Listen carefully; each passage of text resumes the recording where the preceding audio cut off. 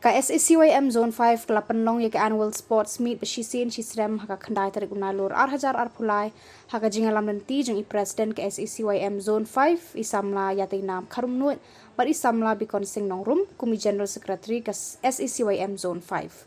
Kajing pynlong yake nega sport kalong kupsi bynta ban mynsiem ki khun samla ban kyntiew yake sap ialeh kai jong ki badru ban pynmih bun ki samla nongialam haka imlang sahlang. Hakane ka sport lawan banishin bynta na baro South Liki Parish baha papok Zone V ka Parish Maukenrau, Parish Jongsha, Parish Maurenkeneng, bat Parish Laitkor. Dan shibun ki jing lekai paper ki bakan thop ka football, basketball, tug of war, relay race bat kiwe ki jing lekai. Ka Parish bayo khore ka jing job haka Annual Sports Meet Jong ka SACYM Zone V kade ka Parish Laitkor.